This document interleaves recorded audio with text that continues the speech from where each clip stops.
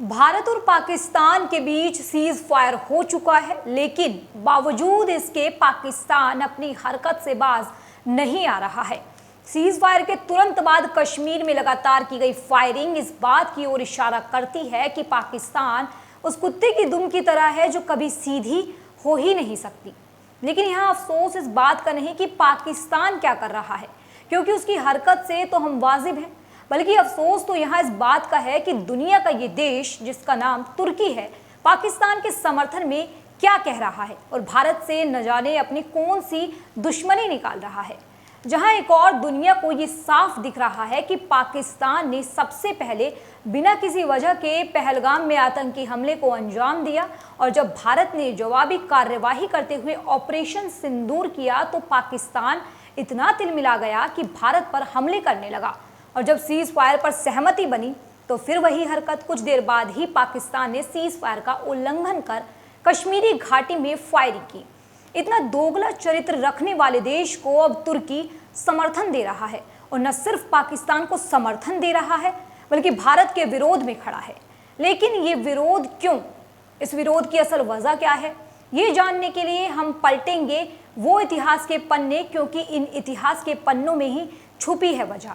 आइए जानते हैं क्या है पूरा मामला। नमस्कार, आप देख रहे हैं न्यूज वॉच इंडिया। मैं आपके साथ रूपाली शर्मा। दरअसल तुर्की के राष्ट्रपति एर्दोगन ने कहा है कि पाकिस्तान के लोग भाई की तरह हैं और मैं उनके लिए अल्लाह से दुआ करता हूं। लेकिन तुर्की का ये रुख कभी भारत के लिए नहीं रहा। शीत युद्ध के ज़माने से ही ये दुश्मनी रह रह कर सामने आती रही है। हालांकि इसकी जड़ें इतिहास में भी हैं। 2016 और 17 की बात है जब तुर्की में एक विद्रोह हुआ। तुर्की ने इसके लिए अमेरिका स्थित तुर्की के धार्मिक नेता फतुल्लाह गुलान के संगठन को जिम्मेदार बताया था। तुर्की ने तब आरोप लगाया था कि अमेरिकी खुफिया एजेंसी CIA उनका इस्तेमाल कर तुर्की में तख्ता पलट करना चाहती है। गुलान मूवमेंट भारत में भी सक्रिय रहा। उस वक्त तुर्की के राष्ट्रपति एर्दोगन ने भारत से उम्मीद की थी कि वो अपने यहाँ गुलान मूवमेंट के भी जो स्कूल हैं सभी दफ्तरों को बंद करवा दें। माना जाता है कि उस वक्त भारत ने तुर्की की अपील अनसुनी कर दी। इसके बाद से ही राष्ट्रपति एर्दोगन लगातार कश्मीर का मुद्दा उठाने लगे।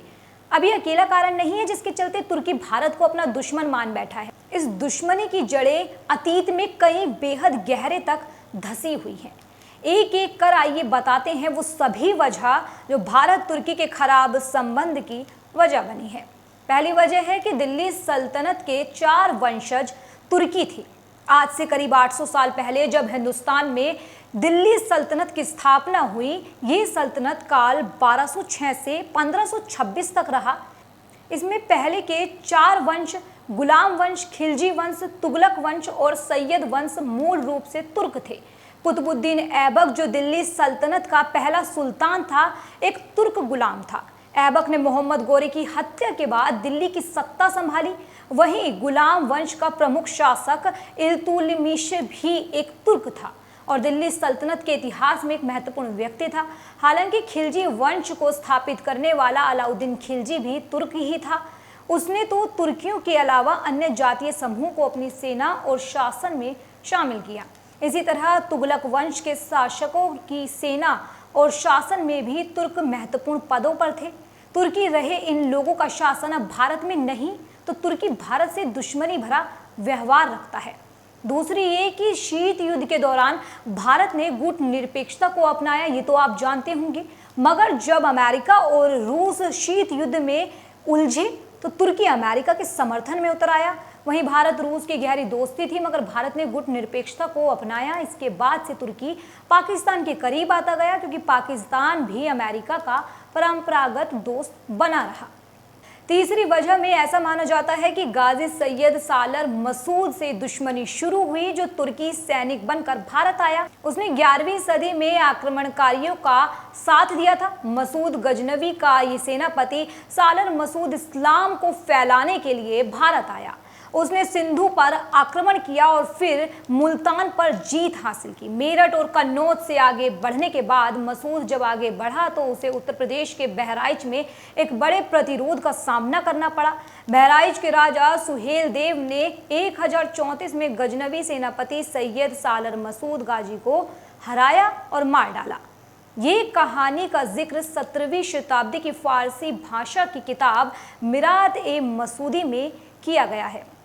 बता दें कि बाद में मसूद को बहराइच में दफनाया गया और 1035 में वहां उसकी याद में एक दरगाह बनाई गई। इसकी सेना में बड़े पैमाने पर तुर्की सैनिक थे जो भारत में इस्लाम का शासन कायम करने के लिए आए थे और इसे हजारों हिंदुओं के कत्ल के लिए गाजी की उपाधि दी गई थी।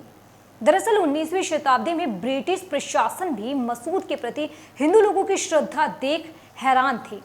अवध में ब्रिटिश रेजिडेंट विलियम हेनरी ने ये देखकर टिप्पणी की थी, ये कहा था, ये कहना अजीब है कि मुसलमान के साथ साथ हिंदू भी इस दरगाह पर चढ़ावा चढ़ाते हैं और इस सैन्य गुंडे के पक्ष में प्रार्थना करते हैं। इसकी इकलौती काबिलियत यही है कि इसने अपने इलाके पर अनियंत्रित और अकारण आक्रमण में बड़ी संख्या में हिंदुओं को मार डाला था। हजारों हिंदुओं के कत्ल के लिए ही मसूद को गजनी की उपाधि दी गई थी।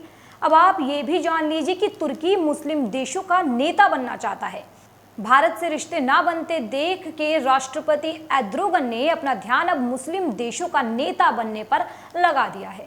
यही वजह है कि कभी वो कतर की घेराबंदी कर सऊदी अरब को धमकाता है तो कभी गाजा पट्टी की घेराबंदी के दौरान वहां के फिलिस्तीनी लोगों की मदद के लिए जहाज से सहायता भेजता है। कभी वो हाविया सोफिया को मस्जिद बनाकर अपने आप को इस्लामी ताकतवर बनाने की कोशिश कर रहा है। कभी मुसलमानों के मानव अधिकारों के कथित दमन वाले मुद्दों को जोर शोर से उठाता है।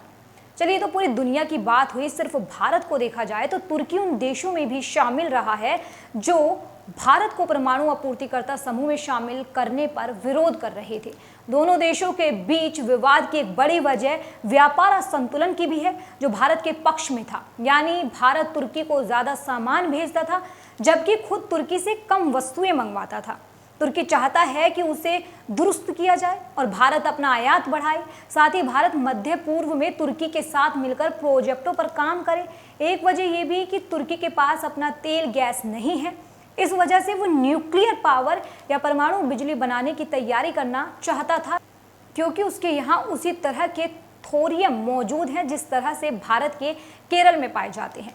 तुर्की चाहता था कि भारत उसे थोरियम से बिजली बनाने की तकनीक दे, मगर भारत ने इससे इनकार कर दिया।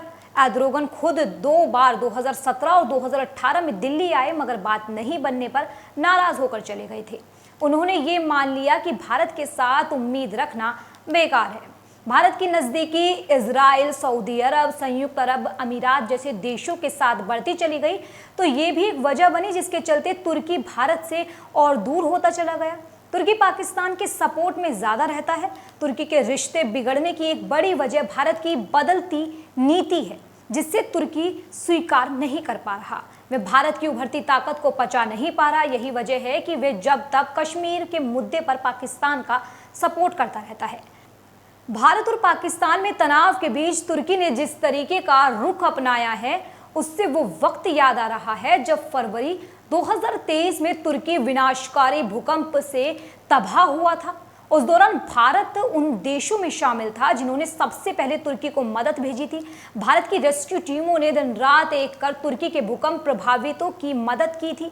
जहां एक और तुर्की का ये रुख है तो ये भी जान लीजिए कि भारत ने तुर्की की उसके कठिन समय में कैसे मदद की थी। तब तो भारत को दोस्त कहा और अब वही तुर्की पाक का साथ दे निकाल रहा है दुश्मनी। भारत ने तो कई बार तुर्की का साथ दिया है। बता दें कि हिंदी और तुर्की भाषाओं में 9000 से भी अधिक शब्द समान हैं। 1912 में बाल्कन युद्ध के दौरान मशहूर भारतीय स्वतंत्रता सेनानी डॉक्टर M.A. अंसारी के नेतृत्व में तुर्की के लिए चिकित्सा सुविधा मुहैया कराई गई थी। भारत ने 1920 के दशक में तुर्की के स्वतंत्रता संग्राम और तुर्की गणराज्य के गठन में भी सहयोग दिया था। इसके अलावा प्रथम विश्व युद्ध के अंत में तुर्की पर हुए अन्याय के खिलाफ महात्मा गांधी ने भी उनका साथ दिया था। लेकिन तुर्की का ये रुख रास नहीं आ रहा। कहीं ना कहीं ये बातें पाकिस्तान की तरह तुर्की के भी दोहरे चरित्र को दिखाती हैं।